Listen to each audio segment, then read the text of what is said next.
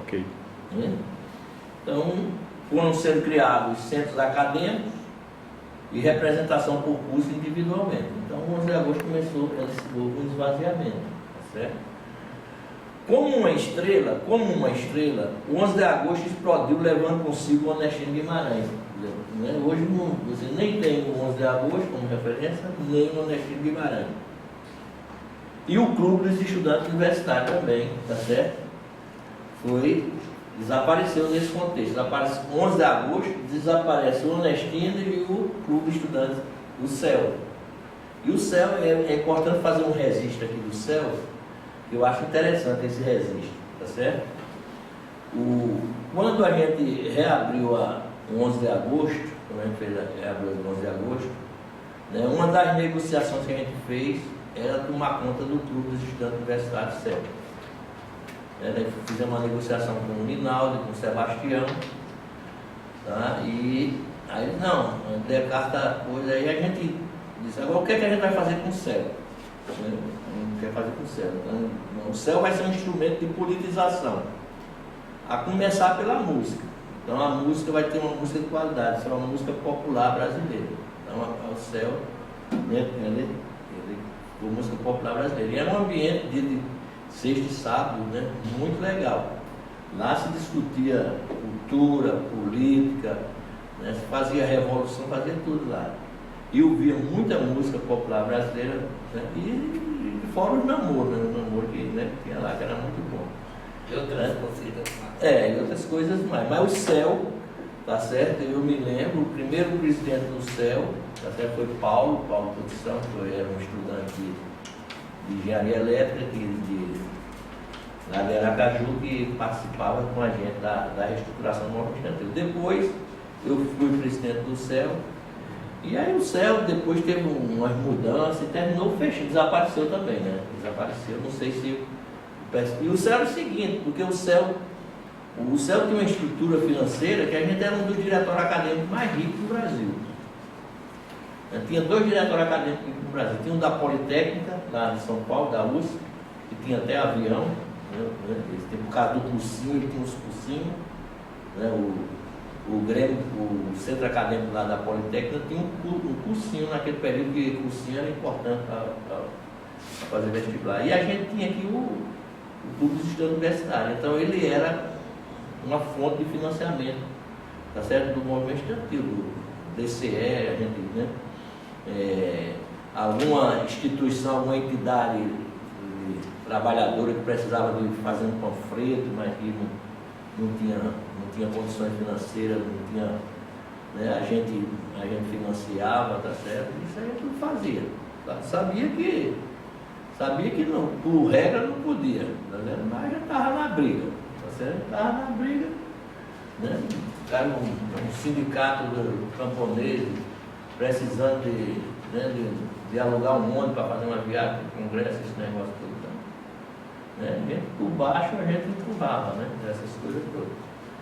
Então, o CEL foi bastante importante. O CEL, todo mundo tem aqui. Quem estudou Campina no período de 75, 80, 81 até 82, tem boa lembrança do Clube dos Estudantes Universitários, né? Então, isso é, por exemplo, uma coisa que ficou. Desapareceu o 11 de agosto, desaparece o Onestino Guimarães e desaparece o CEL, o Clube dos Estudantes Universitários, que era um espaço cultural, como eu falei, criado para estudantes ouvir boa música, dançar, namorar, filosofar, conspirar contra o governo e sonhar com revoluções. Esse era o papel do CEL. Aqui eu aponto a solução para a sobrevivência da história do 11 de agosto. Certo? O candidato, certo?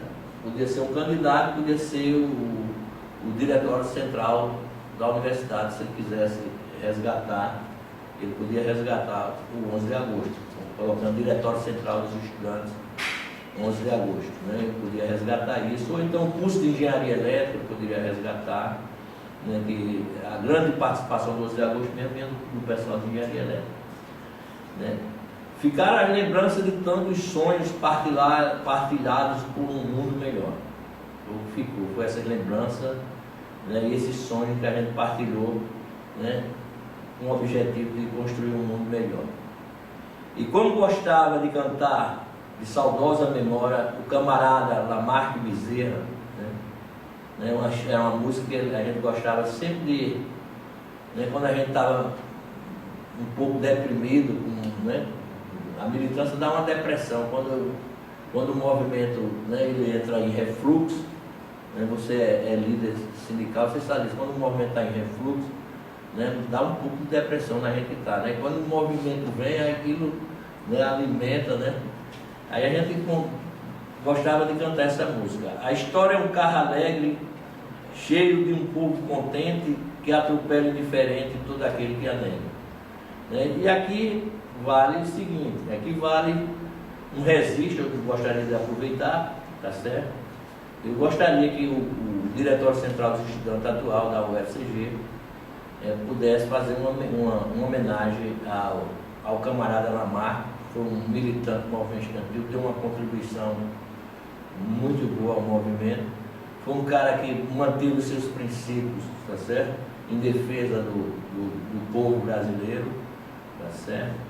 E eu estou querendo propor para eles que aquela sala, aquele auditório lá no Diretório Central, lá no hall, aquele auditório tem um pouco de toda essa história que eu contei, se a gente podia fazer uma homenagem a Lamarque, colocando o nome do auditório lá como o nome dele. É esse registro que eu gostaria de ficar. Eu acho que era uma homenagem muito justa. Eu vou ver se eu converso com o pessoal do Diretório Central dos Estudantes, e gostaria também da Associação Docente também me ajudasse nessa tarefa para a gente fazer uma homenagem. Eu acho que Lamarque, tá certo, é um cara que merece, tá certo, ficar aí para uma recompensa, de toda essa luta que ele teve. Eu conheci Lamarque, uma figura espetacular, uma figura muito humanística, tá certo? E era quem me puxava minhas orelhas, era ele. Eu tinha meus desvios, pequeno burguês, mas ele ia lá, Você tem uma ideia, o cara tinha uma formação de música clássica, ele tinha uma formação de música clássica. Era um cara que leu muito Lenin, leu Marx, escreveu sobre esses autores, tem todo um material que ele deixou aí, mas essa homenagem eu acho que seria legal. E aqui eu fecho mais ou menos, esse aqui foi um artigo que eu fiz para matar essas saudades. Eu fecho aqui para também fazer uma última referência que eu acho que é interessante, essa referência que eu vou fazer última agora. É uma referência eu cito aqui Braulio Tavares. E como nos ensinou o poeta campinense Braulio Tavares, bom mesmo é viver de desafio, amar de improviso e morrer de repente. São 3 gêneros de cantoria de viola: desafio, improviso e repente. E aqui é interessante o seguinte, olha bem, quando eu comecei a fazer movimento estudantil, o pessoal do 11 de agosto e o pessoal do teatro, o pessoal da cultura, que era Braulio, tá certo? Braulio Tavares, o Belino, a esposa de Braulio, que era o nome dela, a Arli, que eu acho que ela já se apresentou aqui, uma grande atriz paraibana, que eu conheci ela muito dela. Tinha o pessoal do Cineclube, então esse pessoal tinha uma militância, tá certo? Contra o regime, a oposição ao regime, mas por outros caminhos. Muitos caminhos. E aí a gente, nesse período, a gente se juntou. Eles tiveram participação, eu me lembro que os cantadores de viola tinham um espaço dentro da universidade, tá certo? Em todos os eventos que nós realizamos, calorada, essas coisas, todos sempre estavam aí, Ivanildo Vila Nova, tá? Os cantadores de viola. Eu me lembro que quando o Darcy Ribeiro veio para aqui com uma calorada, e à noite nós fizemos uma reunião, assim, um bate-papo, um Darcy Ribeiro, na casa de Telmo, que morava aqui perto, e antes desse bate-papo, teve uma cantoria de viola. A gente organizou uma cantoria de viola para Darcy escutar. Plínio Marcos também do mesmo jeito. Plínio Marcos quando veio aqui, tá certo? Nós colamos também a cultura popular. Então, e teve aí tinha esse pessoal que a gente, né, aí, por outras frentes, mas a gente de combate sempre ao regime, tá certo? E sempre construindo, tá certo, alguma coisa de melhor. Então foi basicamente isso aqui, por exemplo, que eu tive que desenhar, não sei se ficou claro para você como é. Foi uma contribuição, tá certo? Pequena, mas foi de todo o coração. Pequena de todo o coração, tá certo? De todo o coração. Hoje mantenho os mesmos princípios assim, de solidariedade, né, à classe trabalhadora. Eu tento trabalhar em outras frentes para que o Brasil se reduza bastante, pelo menos se reduza bastante a questão das desigualdades sociais, que é muito gritante, tá certo? E deixei, por exemplo, não tem, certo, nenhum mais assim, vocação o apetite, né, para militância partidária. Essa aí eu não sou um homem de partido, eu sou um homem de movimento, eu fui um homem de movimento. Né? E peguei um período, e nesse período eu fui envolvido, né, pela conjuntura econômica, pela conjuntura política do Brasil, fui envolvido na militância do movimento estudantil, né, e que foi uma das experiências, tá certo? Uma das experiências, eu acho, que eu tive na minha vida que me enriqueceu bastante. Hoje eu sou o que sou por toda essa militância. Logicamente que esse ciclo eu já fechei. Eu tinha que fechar esse ciclo, porque se você não fecha, tá certo? Você vira um saudosista, né? Você fica num saudosista. Né? Outras pessoas, eles não pularam do trem nessa estação. Eu pulei do trem na estação, certo? Outros continuaram na militância, estão aí, tá certo? Mas eu saí, parei, depois tive que cuidar um pouco da minha vida, organizar, terminar o curso, depois terminei bacharel em matemática, tá certo? Fiz mestrado em economia, em João Pessoa, fui para Bahia, trabalhei na Universidade Estadual da Bahia.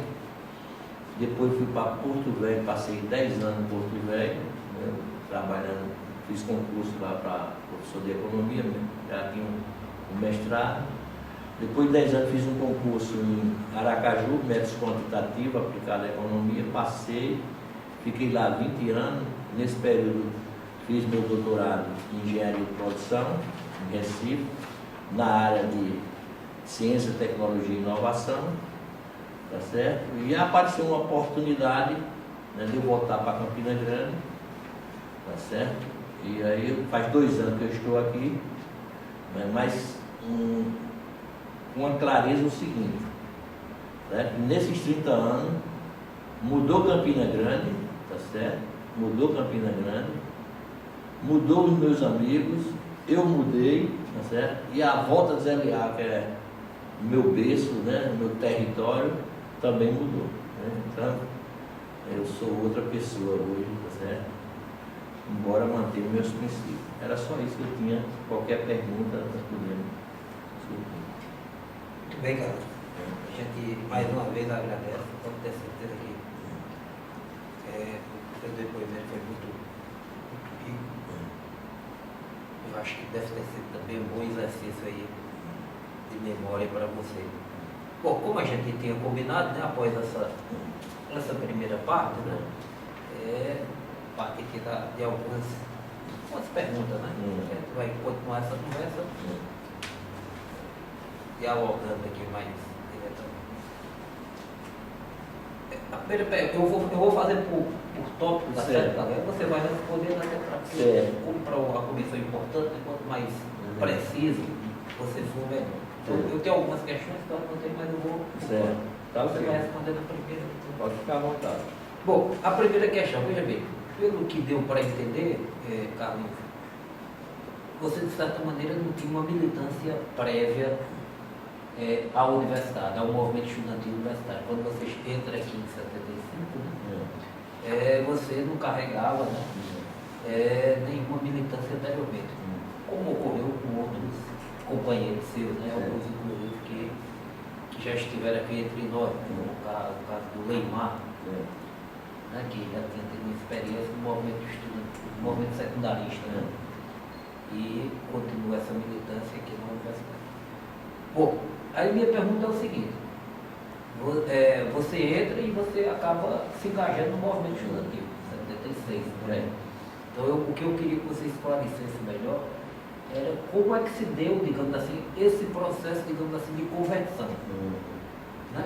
Já que você mesmo disse que era um cara meio que alienado, né, no geral, né, as questões da época, né, passou por 68, quase que incólume, né? Ali, alienado mesmo, nos assustados, né? Embora, enfim, dimensões da vida, portanto, os assustados, né? E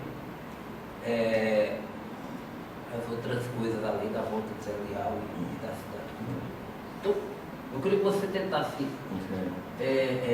colocar aqui para a gente como concretamente se deu essa tua conversão, que pessoas te influenciaram, como você foi levado à militância, como você despertou, enfim, para a grande política e como se deu a tua entrada no movimento estudantil da época que culmina com a tua entrada no diretório acadêmico. Essa é a primeira questão. Eu vou dizer para o Luciano, eu acho que eu dei muito trabalho para os companheiros. Eu tinha muita reunião de autocrítica, né? Eu dei muito trabalho, eu fui um cara que eu dei muito trabalhoso, porque eu não tinha disciplina, essa disciplina revolucionária, tá certo? Antes de entrar no movimento estudantil, eu fiz algumas presepadas na universidade, né, que eu acho que ficou na memória de algumas pessoas que foram contemporâneas, né? A primeira presepada que eu fiz foi aqui na universidade. Tinha um lord inglês que era professor que vinha para a universidade de cavalo, né? Vinha de cavalo esse lord, né? Ele morava numa casa, o cara era um cara legal, ele era o jeito dele, né? Aí eu disse, esse cara vai de cavalo para a universidade, então eu vou de jumento. Aí um dia eu peguei um jumento que tinha, né, lá dentro vinha passando, entrei no jumento. Aí quando eu entro na universidade, que entra aqui pelo calçadão, o jumento tinha uma entrada aqui na frente do calçadão, que a galera vê, aí ovaciona, né? E aí eu peguei e amarrei o jumento perto do cavalo, o cavalo do cara de sangue puro, né? Então, eu gostava disso, dessa rebeldia, né? Gonzaguinha veio cantar no teatro municipal, tá certo? E eu não sei porque cismei com Gonzaguinha e gritei, eu sou mais seu pai do que você. Então eu era um cara, né, não tinha consciência política, mas, né, gostava de fazer esse negócio. E aí veio a reestruturação do movimento estudantil, e como eu falei para você, um medo grande, né, eu faço meteorologia e precisava de 2 representantes de meteorologia. Aí o pessoal, Leimar me convidou e convidou o Lamarck. E eu e o Lamarck, a gente era muito amigo, a gente estudava para a prova junto, esse negócio tudo.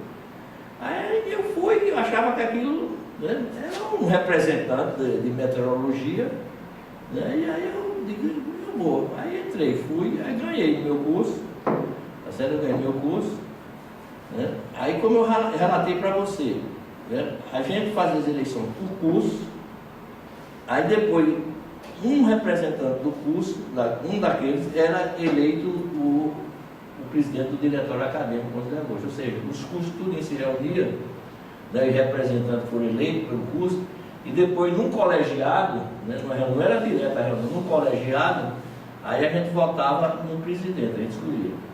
Só que a gente tinha feito a maioria dos cursos. Mas nós perdemos em 2 cursos que eram importantes. Perdemos em elétrica, que era o mais importante, tá certo? E perdemos em computação. E perdemos para o pessoal que era como eu falei para você, do Rotaract, que era do Rota, mas era o jovem da cidade, de classe média, né, as patricinhas, os burguesinhos da cidade, né, que participavam disso. Aí eles ganharam nesses dois cursos. Emília, que era candidata, que era... Em termos de orientação política e ideológica, esse pessoal, digamos assim, seria o que a direita? Era direita, era direita. Aí tem o quê? Cosete? Quem Olha, mais foi, você lembra? tinha pelo lado, tinha Coseta, e eu não me lembro do pessoal mais de elétrica, né? Cosete era claramente Estava com esse direita. pessoal de coisa, né? Qual era o curso dela? Era a computação. Era a computação. Depois aí ela, né? Eu não estou fazendo aqui, não estou querendo condenar, porque depois ela, eu acho que ela tornou-se mais revolucionária do que eu, tá certo? É aquela velha história aqui, né? O cara perguntou para Lênin, né? Ô Lênin, se um padre vier do partido, os bolcheviques, você aceita? Ele disse, desde que ele aceite, né? Os princípios, né? A plataforma do partido, seja bem-vindo. Depois ela teve transformações, teve a militância aí, né, que todo mundo conhecido, é uma mulher, né, que eu acho que a história dela está mais pela esquerda, pelo PT, essas coisas todas. Mas naquele momento era uma articulação, tá certo? Era uma articulação pela direita, era uma articulação para derrubar, por exemplo, porque a gente tinha uma retaguarda, como você falou, a gente tinha uma retaguarda que vinha de 68, né, que era Leymar, Pedro, que eu falei. Pedro Coutinho não, Pedro, eu anotei aqui, Pedro, tá certo, aqui, Esse pessoal, e aí, deixa. Esse pessoal era um pessoal mais Rotary, esses caras têm uma certa e depois de se acabar, organização. Eles tinham algum apoio de não, de direito? Eu acho que eu acho que foi mais disputa. Fazer frente a essas organizações de Não, eu acho que foi uma disputa entre. Era uma disputa, não foi uma coisa estruturada que veio de fora, né? Era uma disputa jovem. Emília tinha vindo do Redentorista, Emília era amiga dele, do pessoal também, mas não era. Né? Emília veio pelo esse pessoal que estava estruturando, que era o pessoal. A gente tinha uma articulação com o João Pessoa, como eu falei, né, que tinha um pessoal já que tinha participação em 68, ou seja, eu entro num bloco que já tem uma consciência revolucionária. Né, e essa consciência revolucionária eu vou me ajustando a ela.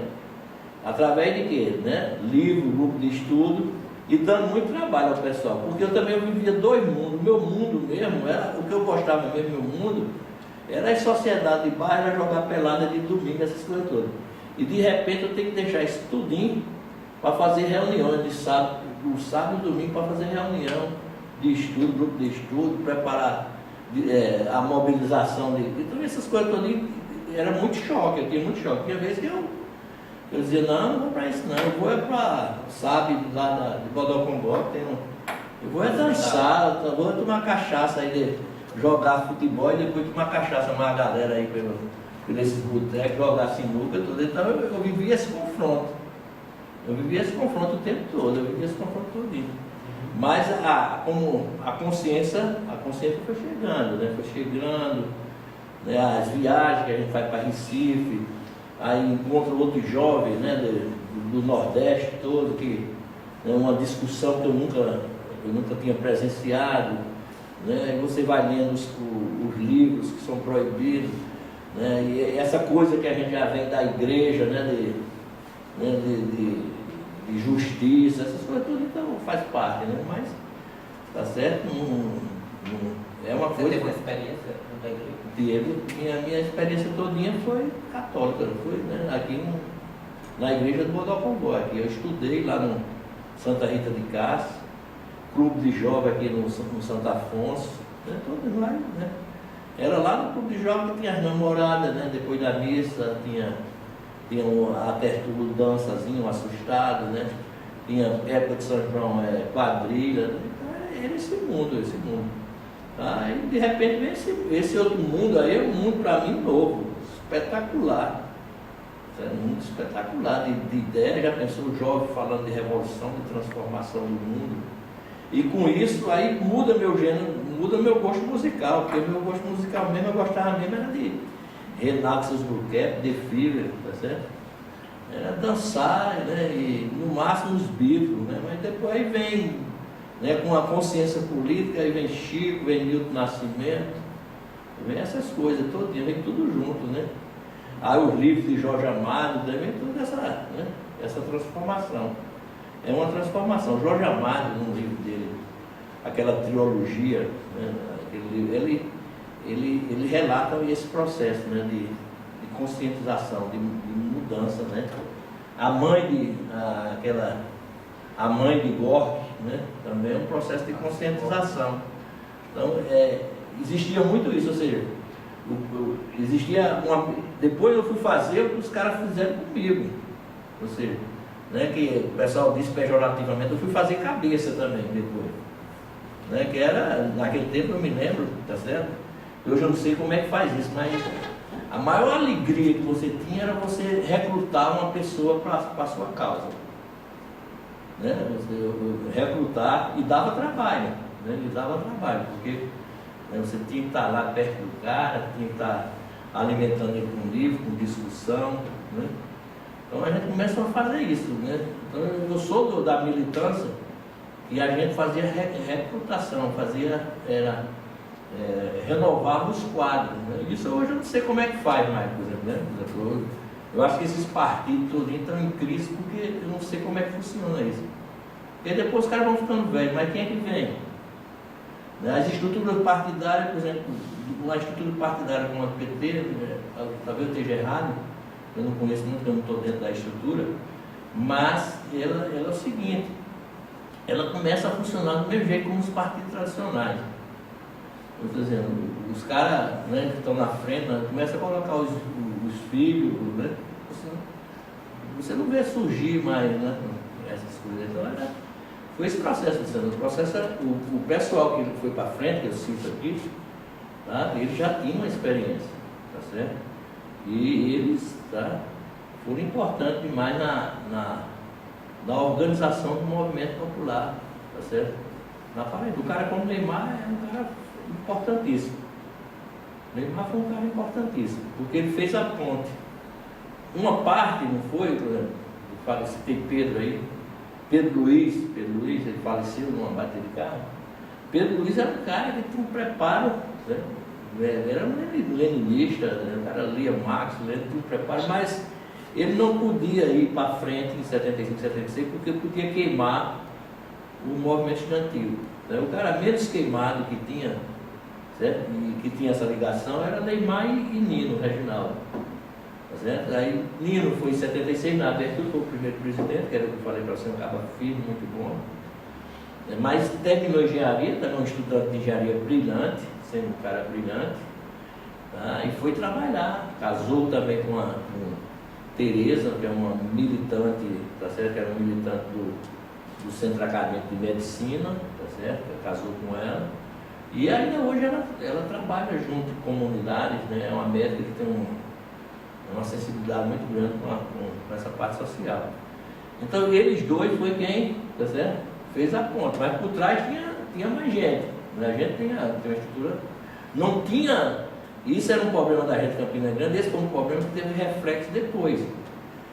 Não tinha, por exemplo, estrutura partidária por trás desse pessoal, tá certo? Não tinha estrutura partidária por trás desse pessoal, né? Não tinha nenhuma estrutura partidária. Já em João Pessoa tinha a estrutura partidária já formalizada, então os caras já vinham dentro de organização. E naquele período, você fosse pego, né? O problema era a organização. Se você fosse pego com um documento da organização, foi o caso de Cajá, ele estudando lá de Recife, foi pego com uma mala com jornais da organização. Foi preso, ficou um ano lá, eu visitei ele lá e tudo, nós fizemos uma visita. Organizamos uma visita com Maracá, fomos lá visitar ele, levar solidariedade. Então, o nosso pessoal não tinha isso. Né? Depois veio Hermando, veio chegando do mestrado dele, que já tinha mais eu suponho, estou falando por ele. Eu suponho que tinha uma ligação mais orgânica com o partidão. E aí as reuniões em Recife, né, na Bahia, né, as tendências, aí tinha o PCdoB, que tinha a Ação Popular, e tinha algumas pessoas da gente que tinham muita simpatia pelo PCdoB, pela Ação Popular, né, marxista-leninista, que aí é todo esse jogo que tem depois, mas aí já num plano superior, né, já está num plano de organização, ou seja, a consciência aí já está uma consciência bastante avessada, ou seja, sem organização, que é uma tese leninista, sem um partido revolucionário não tem revolução. Tá? Então aí eu já estava numa consciência, já estava numa consciência leninista, né? Revolucionária, essas coisas todas. Mas para chegar aí eu dei muito trabalho pro pessoal, me lembro que eu dava trabalho. Quando eles tomaram a decisão de dizer assim, já que Emília não pode ser, porque você não podia ser candidato no colegiado lá para, se você fosse reprovado no seu curso, né? Ela foi reprovada, ela não ganhou a eleição. Só tinha eu, a salvação era eu. E os caras, pô, vamos botar esse porra louco aí para dirigir o 11 de agosto. Bota ele e a gente fica, né, puxando a orelha o tempo todo. Eu levei muito puxamento de orelha. Né? Muito puxamento de orelha. Outra questão, Carlinhos. Não sei se eu respondi. Respondeu. Né? Veja, eu queria que você circunstanciasse melhor o episódio da tua prisão. Que você fala, né, que em 77 é preso. Então eu queria saber um pouco, tente puxar aí pela memória detalhes. Você lembra mais ou menos o dia, o período em que foi preso, como é que foi, como foi que a polícia chegou aqui, quem era? Lembra do delegado, do agente que estava à frente disso? Você suspeita que pode ter, enfim, havido articulação com agentes da própria universidade, no sentido de dar as informações básicas para aquela ação que você está desenvolvendo? Que ação era essa? E eu queria saber como era que o jornal, porque você fala que você se vinculou ao grupo do Jornal Movimento.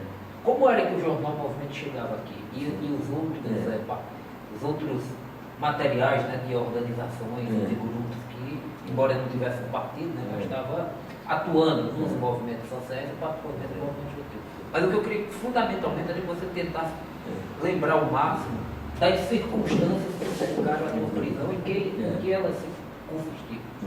Você disse que não chegou a ser, digamos assim, torturado, né? Mas, enfim, você falou que foi ameaçado, verbalmente. Essa é uma pergunta. Puxar aí. Essa é uma pergunta seguinte, Oliveira. O Jornal Movimento, certo? O Jornal Movimento, eu me lembro que em 76, 77, a gente trouxe o pessoal do Jornal Movimento, né? Para cá, Bernardo, acho que ele está até aqui, eu veio esse Bernardo Kuczynski, ele veio com uma palestra aqui, e ele veio, e a gente é o seguinte, interessante, a gente colocou o pessoal lá da Convergência Socialista, um sobre a imprensa alternativa, né? A lição sobre a imprensa alternativa, né? Mas por trás tinha uma plataforma, né? O Jornal Movimento era uma frente, tá certo? A Convergência era mais, né? Estava mais definida, trotskista, tá? Essas coisas todas. E o Jornal Movimento era uma convergência, tá certo? Era o instrumento, era o MDB, né, a nível parlamentar, né, e os movimentos sociais, tá certo? Os movimentos sociais, né, utilizavam aquele jornal como uma ferramenta de denúncia, de fazer denúncia, de propaganda, de melhorar o grau de concentração. Você vê que não tinha greve naquele período, estava as coisas fazendo uma emulação. Tá? Então, o Jornal Movimento, eu estou devendo esse 116, vou trazer, e você já falou que já tem em CD, quando você pega o seu CD, você vai pegar lá no Jornal Movimento, parte que vem escura. Ali era censura, tudo censurado. Tá? E o 116, ele veio sobre a Constituinte, ele lançou a plataforma da Constituinte. Ou seja, lançar a plataforma da Constituinte naquela conjuntura é significar que as regras, né, do regime militar tinham que ser substituídas, né, que era a regra bastante autoritária.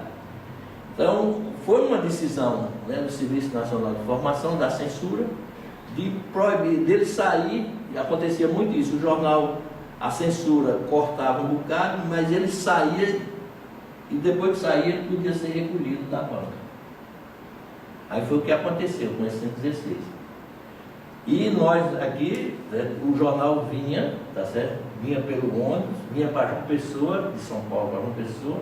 O pessoal de João Pessoa botava na Real, a gente ia na rodoviária, pegava, trazia para o centro acadêmico, de lá saía distribuindo, vendendo. Né? Nossos clientes, né, maiores eram os professores. Né? A gente vendia, os professores gostavam do jornal de boa qualidade, tá certo?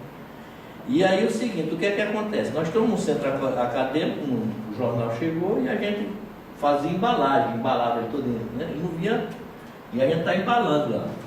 Então a Polícia Federal chega lá, quando chega a Polícia Federal, né? Uns 3 caras grandão, essas coisas todas. Aí quando chega e diz, esse jornal está preso e vocês me acompanhem até a Polícia Federal.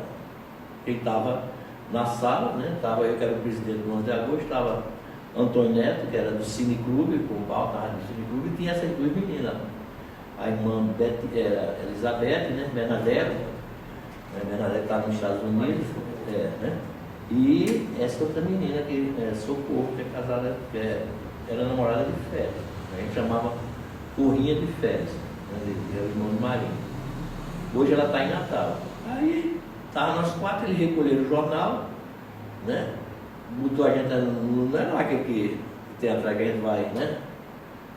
É uma caminhoneta zona que tem uns cabos, tipo uma van, né? Botando lá dentro, me acompanha, você na Polícia Federal. Aí o que é que passa na cabeça, né?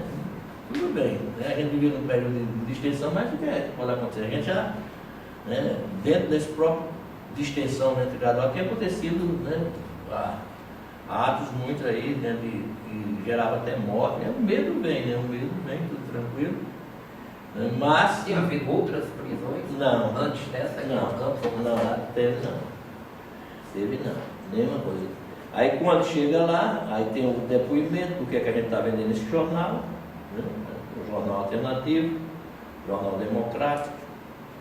Tá certo? Aí nesse período, imediatamente, depois assim, de umas 2, 3 horas, chega Sebastião Guimarães, né? E vim buscar aqui esses meninos. Lógico que já tinha tido uma articulação com o Linaldo, e o Linaldo é um cara, né, bastante interessante, que era um homem do regime militar, mas uma visão mais democrática. Né? Uma visão mais democrática. E aí a gente saiu. Agora, nisso aí houve um episódio interessante nessa prisão, porque é o seguinte, quando a gente está lá na prisão sentado, esperando. Foi instaurado algum processo? Aí eu não sei se esse Você chegou a assinar alguma coisa? Aí eu não me lembro mais. Não me lembro desses detalhes, se a gente assinou qualquer coisa. Né? Mas onde era a ali, da Polícia Federal? era ali na Câmara de Vereadores ali. Ali tinha a Câmara de Vereadores. Ali entre a Floriano Peixoto e a Marcel Pinheiro. Marcel Pinheiro. Ficava onde? Na parte de baixo? Na parte de baixo, acho que era na parte de baixo. Ali aquela que dá para Floriano. Para Floriano. Vocês entraram por ali? De lá. De lá, era por ali. Agora, um fato interessante, Luciano, é o seguinte, é que tinha um cara lá, além da Polícia Federal, lembra de outros órgãos, né? Não. De presos políticos? Não, foi não. Até as perguntas não foram, tá certo? Não foram ameaçadoras. Eu me lembro que foi ameaçadora, né? Tá certo? Foi mais depoimento, porque que a gente vendeu o jornal, porque, né? Se a gente não sabia que aquele jornal tinha sido proibido, né? Que era um jornal que o governo não gostava muito, essas coisas todas, né? Mas teve um fato, acho que o fato pior que teve nessa prisão, que me atormentou a vida todinha, porque a prisão, se for olhar, foi até bom para mim, como liderança. Né? Eu comecei a ser um herói. Foi preso, a Carlinhos foi preso. Aí pronto, aí foi que aí eu me joguei na luta mesmo, porque, né? Aí, né? Eu fiquei como uma referência, eu, Antônio Neto, esse coisa todo. Do Foi 77 mil. Foi 77, é o 116, foi. O ano foi 77 mil. Foi 77, foi 77 a prisão. Tá aqui, tá? É o 116, jornal 116, vou trazer. O jornal foi em 77, tá? Foi nessa 77. Foi essa edição 116. que Foi vocês proibido. foram pegos. Foi pego, tá Vocês certo? iam começar a distribuir. Distribuir. É. Mas não chegava a ser vendido nas bancas, né? Vendia também nas bancas, porque a gente era quem distribuía para as bancas. Além Né? terno. No terno a gente levava para aquela banca ali perto do Capitólio, tinha uma banca ali vendia, uma banca. A gente vendia também para lá. Né?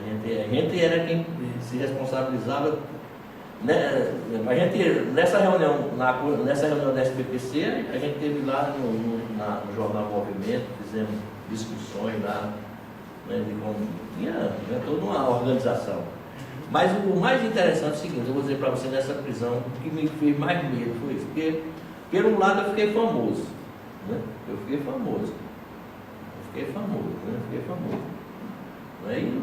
Agora, o que me deu problema foi o seguinte, que quando a gente estava lá na Polícia Federal, tinha sido preso um cara que eu conhecia, Marcos, né, que ele vendia muamba.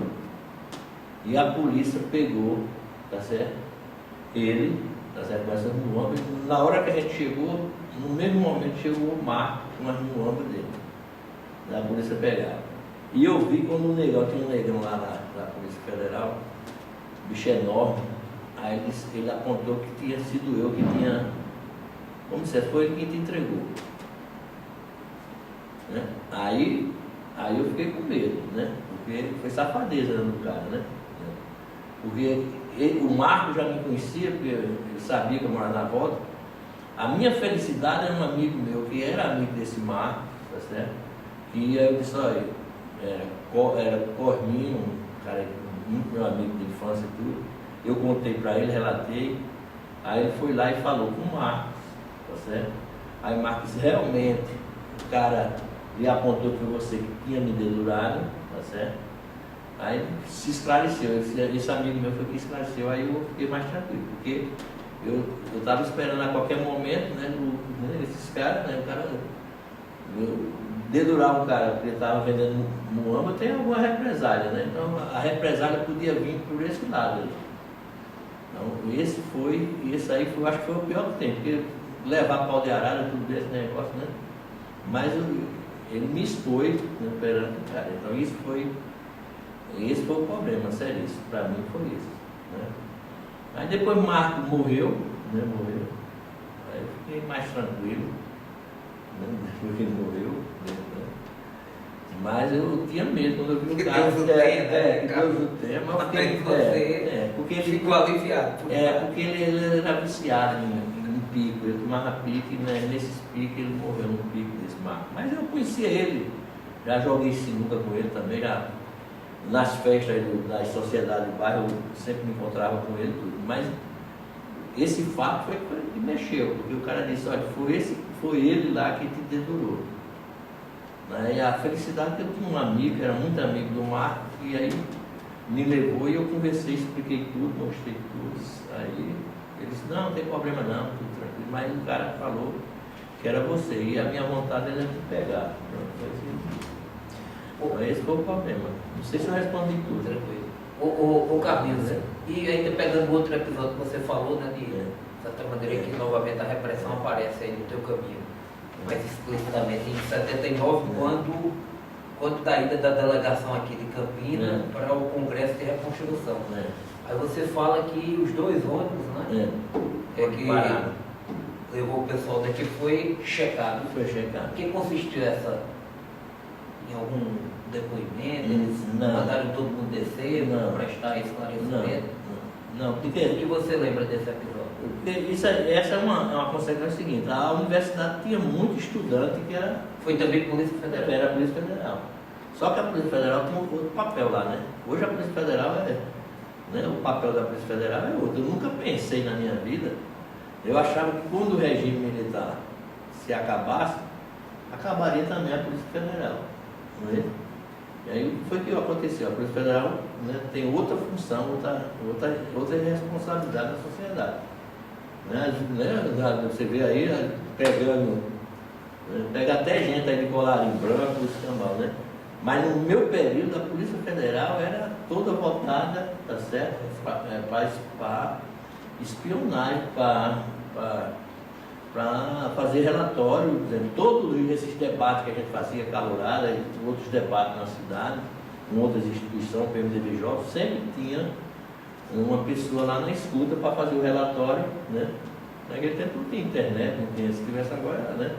Fazia na mão. As salas de aula, por exemplo, as salas de aula tinha, por exemplo, quando a gente foi parar, quando pararam a gente logo na saída da cidade, os dois homens pararam, a Polícia Federal estava lá, feita uma barreira. Isso foi feito no Brasil todo. Assim, todas as delegações que saíram de todos os estados, né, foram averiguadas, tá certo? Dentro dos seus estados, nas saídas. Não sei qual era a estratégia, né? Porque naquele período não dava para abafar mais o Congresso. Não dava mais para abafar. Já tinha, né, 79, não dava para abafar. A luta já tinha expandido, não dava para abafar. E o interessante é o seguinte, que no meio desse pessoal que parou o carro, a gente reconheceu pessoas que viviam na sala de aula com a gente. Né? E isso era horrível. Por que isso era horrível? Porque isso existe, chamava paranoia. Né? A paranoia, você já viu falar, você é historiador, você sabe. Eu vivi um período que é a paranoia. Tá certo? Às vezes a gente desconfiava até de um amigo da gente. Né? Se tivesse uma pessoa, né, um amigo ou uma pessoa que começa a entrar na turma, mas fosse radical, pelo menos na palavra, a gente dizia, né, identificava ele com Cabo Anselmo. E Cabo Anselmo foi o cara que, né, radicalizou, né, a gente até a gente mesmo criou esse...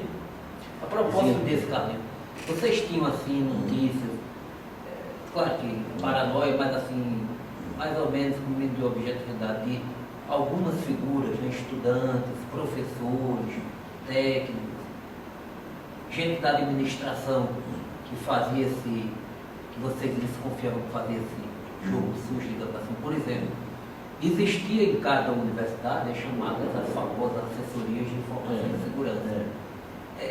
Você tem lembranças dela, do funcionamento dela aqui? Não, eu não era muito ligado a essas coisas, né? Assim, por exemplo, né? Eu não era muito ligado.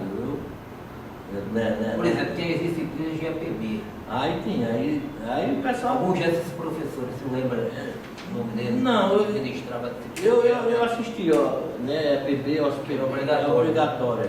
Era uma disciplina para fazer medo da gente, né?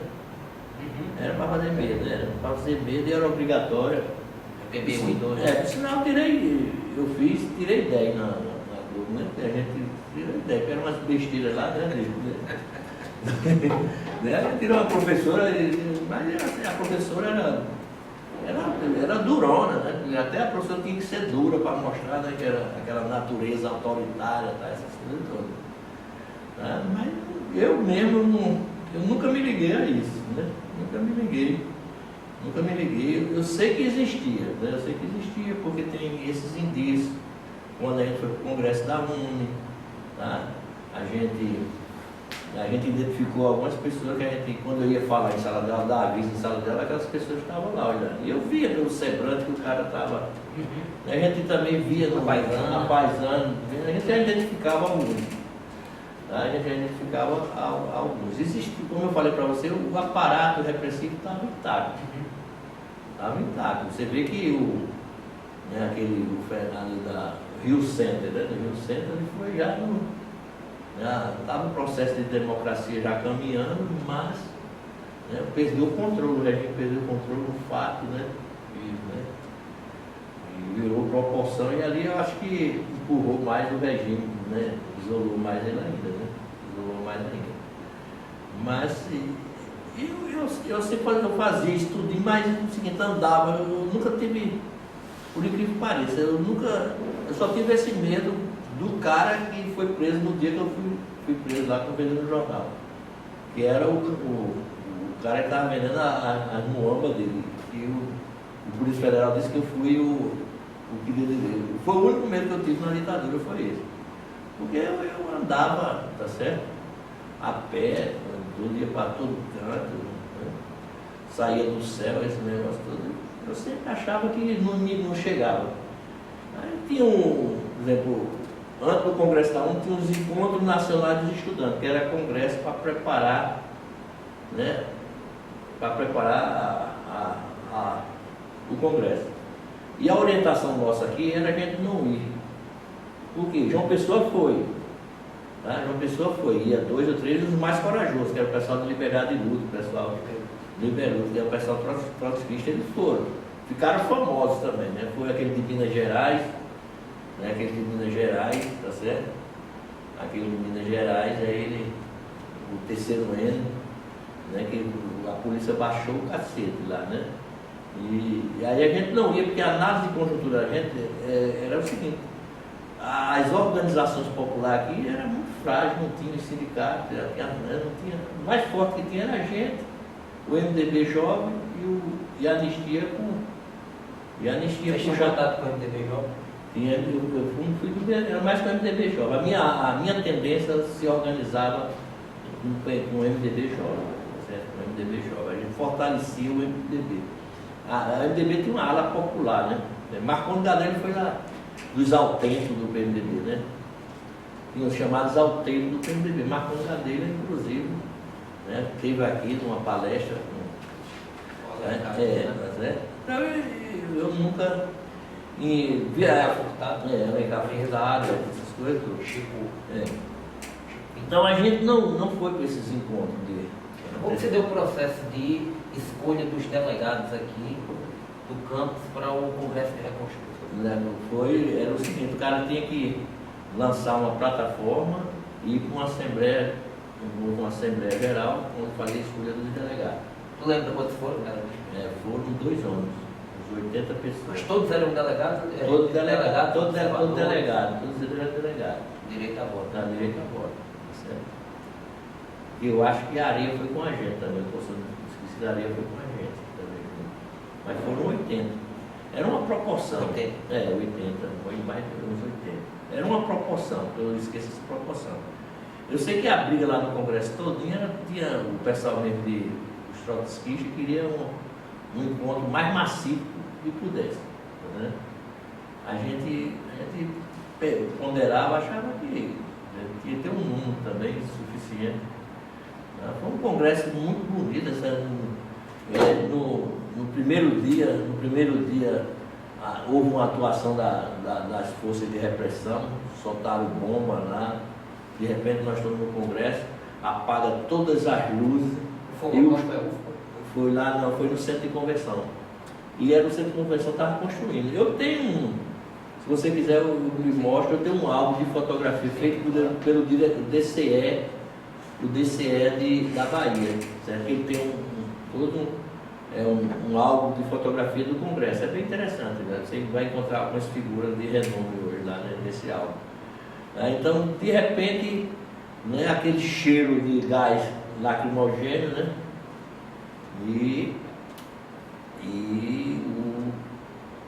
As luzes se apagam, certo? Aí tem que ter, tá certo? Lá na frente o comando, aí tinha um comando, o pessoal que estava na frente, aí comandou, todo mundo se acalmou, aí foi passando, ficou todo mundo em silêncio, certo? E as palavras de ordem, aonde somos nós, nossa força e nossa voz, abaixa a ditadura e o escuro e o gás cobrindo, aí é que dava força mesmo, isso é para morrer, morre todo mundo aqui, fica todo mundo lá na história.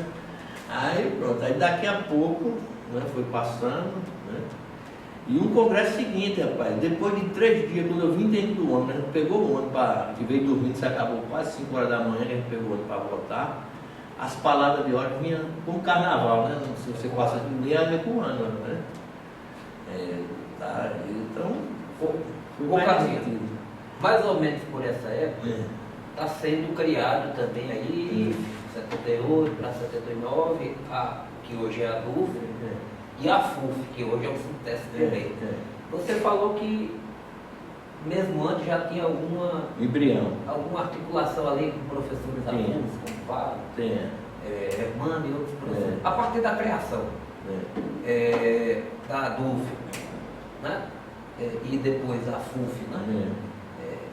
como foi que se deu esses laços do movimento de vocês, o movimento estudantil, com professores e técnicos e inserindo essa questão mais local com ajuda, vocês passaram a ver na cidade do país. Por exemplo, a campanha da anistia, vocês chegaram a participar de comitês locais aqui, a história do, não sei se Da direto. a gente sabe que adoça um pouco, né? A história do Mão Branca, né? Começou a atuar com extermínio, possíveis atentados à bomba aqui de Aliás.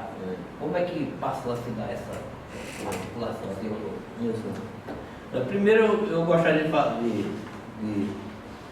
de relatar assim, um fato até que é histórico, mas é importante. Esse fato é importante para se ver. Pronto, quando o movimento da anistia chegou aqui, chegou através do professor Wagner, né? Ele era o articulador, né, do cara, né? E tinha o seguinte, ele tinha uma dificuldade muito grande, porque, né, as pessoas tinham medo, né? As pessoas tinham medo, né? As pessoas tinham medo, né? As pessoas tinham... Outra, né? As reuniões, a reunião do Comitê de Anistia era um grupo muito restrito de pessoas. Era o diretor acadêmico de Agosto, o MDB Jovem, né? O MDB Jovem, e a igreja participava, né? A igreja, a Comissão de Justiça, essas coisas, Vanderlei Castro, o pessoal todo, Dom José Maria Filho, né? Pelos lados dos direitos humanos, mas era quem dava mais força. Né? Porque a gente está fazendo uma análise do seguinte: uma coisa, tá certo? Uma coisa é São Paulo, né? São Paulo, né? Uma coisa é São Paulo, né? Você fazer uma denúncia contra um freio da vida é uma coisa em São Paulo, né? Você tem ainda umas sustentações, o movimento lá é mais vigoroso, a repercussão é maior. A outra coisa é você fazer, tá certo? Uma denúncia, tá certo? Do cara que participa do aparato repressivo, né? Essa é outra coisa, aqui era mais perigoso, tá certo? Então o que era mais educativo. A gente teve que entrar, quando chegou a gente teve que ajustar, né, a campanha da anistia mais de natureza educativa, né? Mais educativa. Até porque a gente também tinha que identificar quem eram as pessoas que tinham sido presos. A gente eu conhecia pouco a história de Simão Almeida. Eu sabia assim que tinha um cara que estava na clandestinidade, que desapareceu, né? O irmão dele, Pedro, ficou, né? Terminou aqui, veio com o pessoal da ONU para cá, mas não participava mais do movimento, né? Então, essa coisa é bastante interessante, ou seja, como é que se rebate, tá certo, essa questão da anistia, tá certo, em Campina Grande. Né? A outra pergunta que você coloca é o seguinte: a gente teve um papel importante no sentido seguinte, que os professores progressistas, que eu cito alguns aqui, eles começam a, né, ver uma necessidade de uma organização de uma entidade, tá certo? A partir disso aí, eu acho que tem Tejo, Theo, né, Ivan, aí vem o pessoal de economia, porque também economia vem muita gente para a área de humana, de economia e sociologia, muita gente de formação marxista, né? Era um paradoxo. Linaldo era um cara ligado ao regime militar, mas, né, de repente a gente recebeu aí, né, o pessoal que vinha de Cuba, da França, pessoas de formação marxista da Alemanha, de todo canto. E aí, Campina Grande era outra coisa, tá certo? Porque era muita discussão. Era muita discussão, Zé. Muita discussão lá dentro da universidade, nos espaços de diversão dos professores, dos alunos. E aí eles, né, começaram a estruturar a associação docente. Depois a associação de funcionários vem com a chegada de Simão, Simão, tá certo? Aí coloca outro elemento mais complicador, ou seja, né, antes, né, a gente era só o movimento estudantil de agosto, agora não, agora a gente tem outros parceiros na luta. Né, e aí vem o movimento grevista. Vem o movimento grevista. Dentro do movimento grevista aí vem, né, por exemplo, a gente acompanhou as primeiras greves? Acompanhei. E era era uma barra que a gente tinha que defender, né, a validade da greve dos professores, tá certo? E tinha que mostrar aos estudantes que era importante aqui. E o cara querendo se formar. Né? Essa contradição que tem. É, atenção. Né? Esse Vital, esse que é senador aí pela República da Paraíba, o Vitalzinho, tá certo? Ele foi derrotado em muitas assembleias de professores aí naquele ginásio do esporte. Ele organizava o pessoal de medicina todo como aluno para votar contra a greve. Né? Hoje é um cara, né? Para você ver, é a história, né? Mas ele vinha, tá certo? Ganhei muita proposta, aí a gente ganhava muita proposta, né? Dele, era derrotado toda vez, mas ele vinha, organizava, vinha todo mundo de branco aí, né? Ficava uma parte aí, mas aí parece que dava raiva do pessoal aqui do CCT, da área de humana, aí todo mundo votava, apoiava a greve, né? E teve uma campanha aqui muito interessante, rapaz. Aqui tem uma campanha que divisor de água. Foi a de Telmo para o diretor para o campus, né, o campus 2, né? Zé Faria foi diretor de quê? Pró-reitor para Santo Interior? Eu acho que não, acho que nessa época não era pró-reitor, não. Era um pró-reitor para assunto do interior, não era isso? Ou era diretor de... Não sei exatamente o ano, mas foi criada essa pró-reitoria. Foi, eu sei que foi uma eleição aí com o órgão superior aqui, que a disputa foi Telmo e Zé Faria. Né? Telmo Araújo. Zé Farias ganhou a eleição, né? E Telmo perdeu por pouco. Né? E o movimento estudantil se dividiu. E Zé Faria era um cara muito querido. Mas a gente identificava Telmo como um cara progressista, né? E identificava Zé Faria como uma força mais situacional. Esse foi um fato interessante. Aí veio. Aí é como eu digo. Lembro antes dessa eleição. Eu posso pesquisar e dizer para você. Certo? Mas esse é um negócio que é interessante resgatar. Essa eleição foi Telmo com o pessoal. Né? Agora, aí eram outras coisas que tinha que. Eram outros elementos, eu também já estava me afastando já do movimento, já estava querendo organizar um pouco minha vida, né? Porque eu digo, ó, já estou aqui há 7 anos, 6 anos. Você foi para o Rio? Foi para o Rio. E depois quando eu voltei do Rio, eu disse, eu vou terminar meu curso, eu preciso terminar esse curso. Aí eu voltei mais, já fui. Tem uma forma de você sair do movimento estudantil, só que ninguém sabe como é que sai, né? Como é que sai? Como é que você vai sair daqui, né? E Tempicato ocupou o diretório de agosto, a direção do CEL, chegou a ocupar outro cargo? Cheguei, fui secretário do Diretório Central dos Estudantes. Que período? Foi nesse período anterior que você foi para o Rio ou quando? Depois do Rio. A gente ganhou. Mas eu fiquei pouco tempo, depois eu fui embora. Deixei o cargo e o cargo vazio. Aqui terminando. Depois aí eu fui para Manaus, negócio que me chamaram. Já concurso concluído? Não, fui trabalhar lá, vender livro. Voltou de novo? Mas quando eu voltei do seu jeito terminar, né? Então, é como eu digo, você, por exemplo, eu sempre queria dar esse depoimento para dizer o seguinte, tá? Eu sou uma pessoa, se dizer assim, eu tenho uma retidão revolucionária. E a comissão ela é bastante plural. Plural foi o movimento. O movimento. O impacto. Por isso que a gente está tentando escutar o maior número possível. Eu não sou dessa pessoa assim, eu não sou dessa pessoa que. Porque isso é um capital social, né?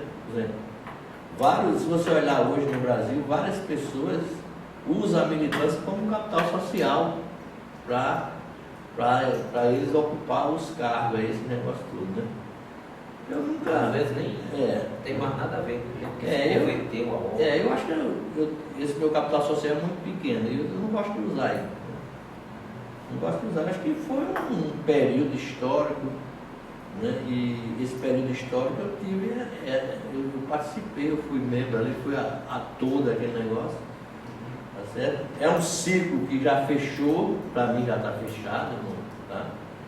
Estou fechado. você perguntasse o seguinte, se você voltasse o tempo, você faria tudo de novo?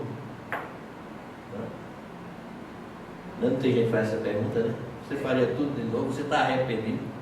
Arrependido ninguém pode fazer, que é um processo histórico. Né? O processo histórico é um processo histórico. Né? Os elementos, os atores, as configurações, tudo, né? Lhe convergiu para aquela situação. Então você não pode fazer. Mas eu tive até uma discussão, com o pessoal aí que ainda fica rememorando essas coisas. Eu tenho sempre uma discussão com ele. E tem um pessoal que acha o seguinte: se você um pressuposto para você ser um cara humanista, né? E ser um cara que tem uma determinada solidariedade com a população mais simples, mais diferenciada no Brasil, né? Um pressuposto para isso é você ter participado das lutas estudantis, né? Eu desconfio dessa conclusão, porque eu acho que tem pessoas que participaram, e não são tão humanistas, né? Não é verdade, não são tão humanistas. Porque a história acaba dando. E tem outras pessoas que são excelentes, que naquele momento estavam fazendo outras coisas. Se converteram a ordem. Mas só que chegou ao poder, essa maneira foi Fernando Henrique, claro. Então eu acho que o pressuposto para você ser um. Outra coisa, cara, assim, outra tese que o pessoal defende. Essa é uma experiência muito uma experiência que mexeu Dante, né? Mexe com quem viveu a época. Quem viveu a época mexe com você, modifica tudo, essas coisas todas. Tá certo? Outra coisa que o pessoal diz é o seguinte, o que eles dizem o seguinte, que o cara que participou do movimento estudantil, ele tem uma visão, tá certo? Ele tem uma visão. Se ele for dirigir, por exemplo, uma universidade, se ele for dirigir uma instituição, ele tem uma visão mais completa do que o cara que não teve aquela experiência. Eu também não sei se isso é. Eu também pragmatismo. Eu também não sei se isso é verdade, né? Se precisava, né, para você dirigir uma instituição, dirigir ela bem, ter um jogo de cintura, né? Ser um cara habilidoso, né? Tem que ser um pré-requisito você ter tido essa militância. Não é isso não. Outra coisa é a seguinte, sabe? Naquele período, Zé, era um período muito autoritário, né? Muito autoritário. Você não tinha liberdade de conversar, de se reunir, né? de trocar ideias, né? Você não tinha isso. Né? Então, há uma tendência muito grande de engajamento das pessoas. As pessoas que têm uma sensibilidade por justiça, né? Ele é levado por isso, muitas vezes por isso, né? E às vezes essa formação cristã nossa, né? A formação cristã que você tem lá na infância, né? Aqueles ensinamentos de justiça, de igualdade, de solidariedade, aquilo pode ser também um fator importante que ele funciona, potencializar. Talvez tenha sido um pouco com você. Pode ter acontecido isso. Muitos outros. Muitos outros. Porque a igreja também sofreu impacto. Fica à vontade, só para fazer aí eu, para mim, desse pessoal todinho que participou, que eu citei, que foram meus contemporâneos, eu acho que só tem um cara que era materialista mesmo, tá certo? Que era marxista, foi Lamarck. Né? Ele era um cara, né? Porque também ele era muito estudioso, ele era muito preparado. Né? Para você ser um cara materialista, tá certo? Não é só você bater no peito, né? E dizer que é materialista, porque às vezes você pode virar até um materialista vulgar, né? Materialismo é um cara que tem uma cultura sedimentada, tá certo? Tem uma compreensão de ciências da natureza muito bom, então, né? É muito firme nessas convicções. Eu só vi ele, certo? Só vi ele, assim, eu acho que desse coisa. Outra coisa é a seguinte, tem uma coisa só para encerrar, certo? Que eu gostaria de. É uma coisa que eu sempre falava, e sempre falo assim de vez em quando, e deixei mais de dizer isso, mas eu acho, tá certo? Eu acho que a gente cometeu um erro, a minha geração cometeu um erro esse pessoal, essa minha militância aí, esse conjunto de pessoas que eu trabalhei, ela cometeu um erro muito grande em termos da Paraíba, principalmente Campina Grande. A gente não criou, esse grupo nosso não criou uma alternativa de poder para Campina Grande, tá certo? Nós fomos arrastados na onda dos Cunha Lima. Então eu andei por outros locais. João Pessoa criou uma alternativa, né, que se configurou em Coutinho, mas criou uma alternativa. Né, se configurou nesse cara que é prefeito, mas se configurou lá pelo PT. E tem umas forças lá, né, de outros partidos que estão se movimentando. Mas aqui a gente em Campina Grande, nós não criamos. Eu morei em Sergipe 20 anos e como o pessoal que foi do mesmo período nosso, do governador Deda, né, foi do mesmo período, viveu essa história que eu estou contando para você, ele vivenciou também esse mesmo aspecto, né, junto com, fizeram o senador, tiveram uma alternativa de poder, ou seja, eles desalojaram, tá certo, os políticos tradicionais, políticos muito fortes, porque eles criaram uma alternativa política. A gente em Campina Grande, né, nós fomos cooptados, né, eu acho que todo esse grupo houve uma cooptação, inclusive, né, se você pegar, por exemplo, você pegar o pessoal todo que fez essa militância, e muita gente que eu citei o nome aí, tiveram a oportunidade de mostrar, né, suas competências. O pessoal do grupo Cunha Lima articulou, deu a oportunidade para ele. Não estou dizendo que ele estava errado, não. Eu estou só dizendo que a gente não criou uma alternativa de poder. Nós não construímos. A alternativa de poder que teve aqui foi COSEP, mas foi um fracasso. Não foi um fracasso. A gente não tem uma alternativa de poder. Campina Grande não construiu isso aí. Eu falo isso, posso ter errado. Foi cooptado, não foi cooptado. De repente, quando eu vou me embora, eu vejo isso tudo. Eu vejo, por exemplo, umas coisas. Eu não tenho nada contra o senador Cássio Cunha Lima, tá certo? Um cara inteligente, tá certo? Tem a visão dele de mundo, essas coisas todas. Mas uma coisa assim, que eu ficava pensando é o seguinte: Cássio morou no Rio, né? E quando ele voltou para Campina Grande, né, ele foi esperto, foi para o diretório acadêmico de Direito, né? E de repente Cássio, em um ano, era a maior liderança do movimento estudantil, né, do movimento estudantil. Né? E aí, pronto. Né? A alternativa foi, o caminho foi por ele. Então, todo aquele esforço nosso, todo aquele negócio todo, a gente não canalizou para.